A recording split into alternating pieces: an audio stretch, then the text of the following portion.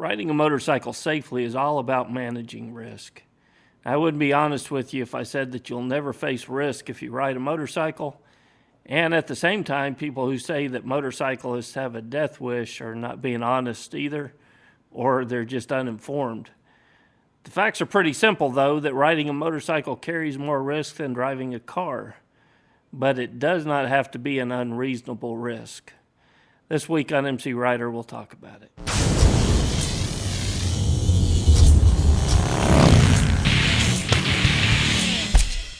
Hey, my name's Kevin, and I release a weekly video here on MCrider focused on road skills or road strategy to help you become a better rider. Become a member of MCrider and get access to even more tools to help you stay sharp and develop your skills on two wheels. So it always helps me when I'm looking at risk factors to determine what's in my control and what's not in my control. So here's a list of things that are purely in my control when I'm riding on a motorcycle. First is motorcycle maintenance, and there's no excuse to ride a poorly maintained motorcycle. Doing things like keeping your tires in good shape and properly inflated, keeping the chain or the final drive clean and adjusted, making sure the lights work and the routine maintenance on the motorcycle is up to date is all part of riding a motorcycle. Now, many of these tasks can be completed by yourself with just a small learning curve, or if you have no desire to do any maintenance at all, make sure you find a mechanic that you can trust. You'll just have to know that your costs in riding are going to increase with that as well. But not only does riding a poorly maintained motorcycle decrease the motorcycle's lifespan, it increases your risk as a rider. And there are only two things that are separating you from the road, and that's two small patches of rubber, and it's important to keep them in good shape and everything else in between when you throw a leg over a motorcycle. Next would be riding gear. That's totally in my control. Just like the maintenance on the motorcycle, this is a decision that you make before you ever throw a leg over the motorcycle.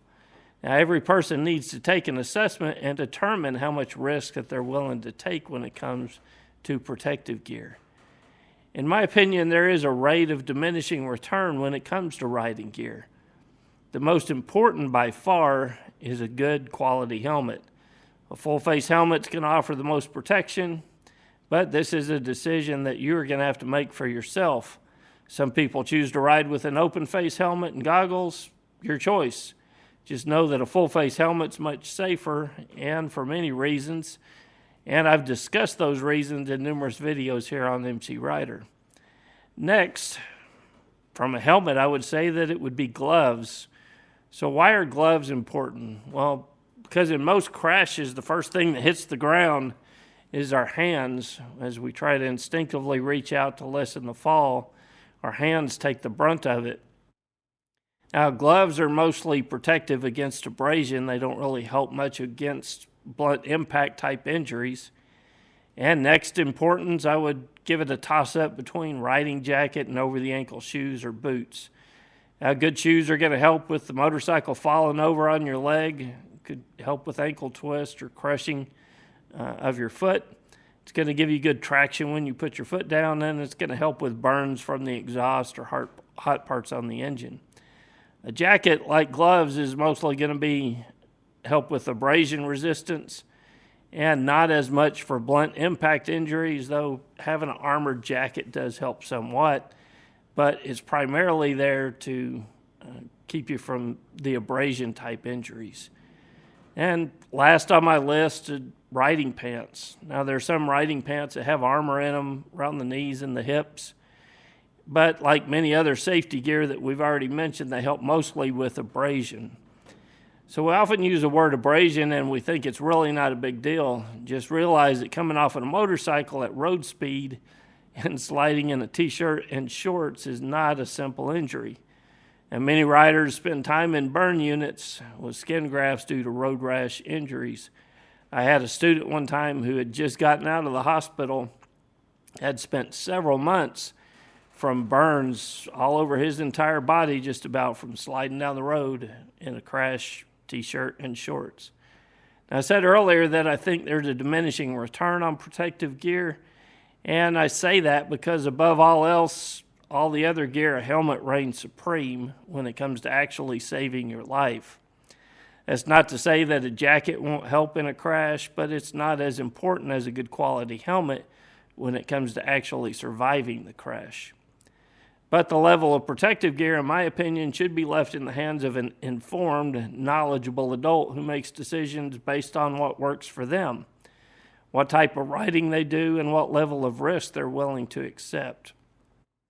Not everyone is going to make the decisions that we think are correct or even proper decision when it comes to protective gear, and some of them are going to pay an expensive cost for the choice that they make, but I believe it's their choice to choose.